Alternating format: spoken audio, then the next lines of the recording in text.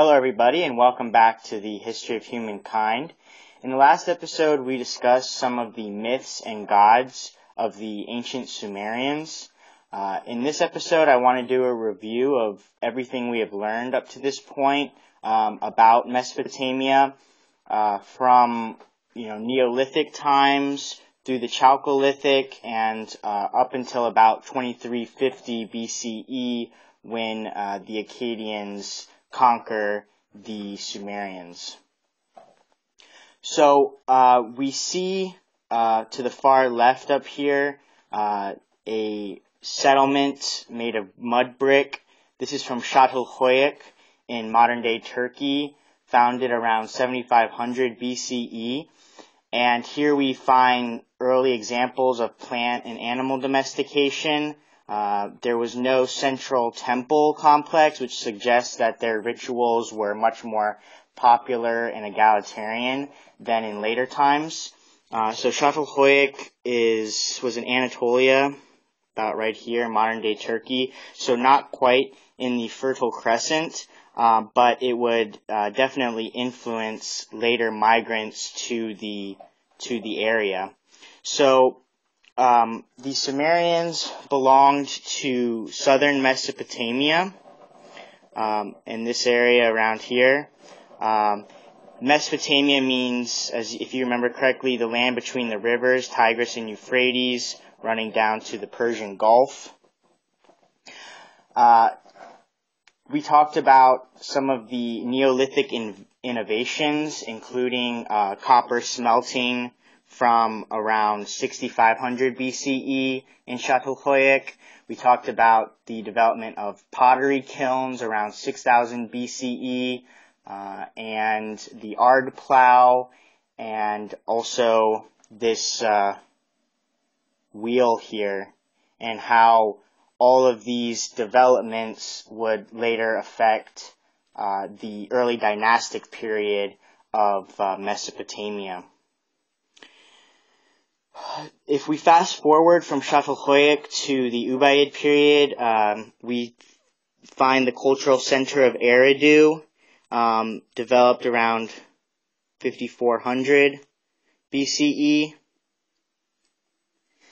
And Eridu was home to the god Enki, who gave the gift of civilization to Inanna. He lived in the Abzu temple, and the temples back then weren't quite the ziggurats. They were just one-room raised platforms. The civilization was administered by the priests. They act as intermediaries between the gods and the common people. And Eridu was an important meeting place of three different cultures. The peasant farmers from the north, maybe possibly as far as Çatalhöyük, bringing down grains and fruit. The Arab fishermen along the coast, who would set up the reed huts in ancient Sumeria, and also the Semitic herders and nomads. So Eridu was an early example of settlement and culture, but it was really the first city of Uruk in 3200 BCE that set the stage for later developments. So in the Sumerian kings list, we talked about the 10 or so Sumerian kings before the cataclysmic flood, which scholars believe, if such a thing took place, it was around 3000 BCE. And after the flood, you see all these different city-states popping up. And you see developments in metallurgy, copper smelting, and cast metal objects from around 4000 BCE. You see the development of true bronze when copper and tin are alloyed to create bronze, and you say clay crucible furnaces. So this is all after the post-Diluvian, after the flood, when we start to see a change in the social structure of southern Mesopotamia. So after the cataclysmic flood that we will see in Genesis and the Epic of Gilgamesh, around 2900 BCE, we enter the early dynastic period when the city-states are growing in population. Trade and commerce becomes much more developed as the ancient Mesopotamians use their new technologies, especially the wheel and the wagon, to trade over great distances and bring back raw materials such as lapis lazuli, gold, copper. And as the cities grow, trade develops through the cylinder seals that you see here. They were created around 3500 BCE, but they started just with pictures, and later they possess cuneiform inscriptions. The writing system goes from pictographic to logographic, and the merchants inside the walls of such city-states as Uruk or that we see here, they trade their wares on the streets in the early morning. There's a canal that runs through the city, as well as an intricate canal system outside the walls for irrigation agriculture. It's important to note again that the Mesopotamians did not have access to a lot of raw materials. Their wealth developed as a center of trade and as a center of agriculture and grain storage. So, like I said, you had the wall around the city-states. One such was built by Gilgamesh, the king of Uruk, around 2600 BCE. You have these temples called the ziggurats that don't really develop until 2200 BCE, but they develop out of those platforms that I spoke of earlier. The ziggurats are tiered pyramids with a temple at the top, which suggested that the religion was becoming much more of a private affair. And also important to realize is that as the merchants became wealthy, they started to develop into lugals or kings. They built these powerful and rich, luxurious palaces where craftsmen lived, where there was granary storage and even shrines.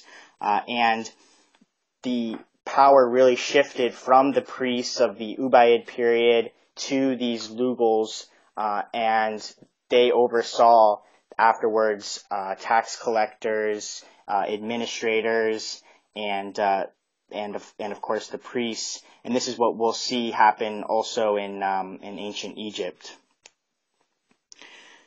So there is also a lot of conflict at this time between city-states and even long-distance areas as trade picks up, and bronze, which is a much more stable metal than copper, as its use becomes perfected, warfare becomes more deadly, and you can see here slaves of the former heads of other city-states. And you see here the line of military and helmets and long coats with that kind of sideways rigid pose that we see so much of in ancient Egypt. And in the background of this, we have the lapis lazuli, the precious blue stone. So this is from the standard of and it was created around 2650 BCE and buried in a royal cemetery at So this is kind of indicative of the wealth and the power that was being gained by the leaders, the lugals. Around 2500 BCE, we said that the ancient Sumerians developed the gold granulation process, and their artwork definitely became more advanced as a result of their increasing wealth.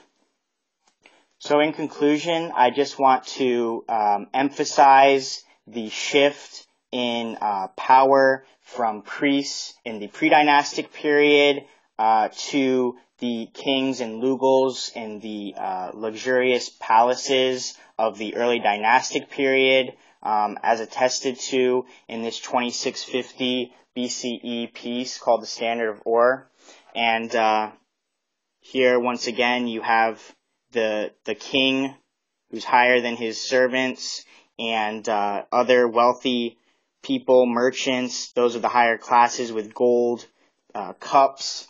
And the king at that time, later in the early dynastic period, they cemented their power by having relationships with the high priestesses. So they really became like the semi-divine characters, the intermediaries between gods and the people later on.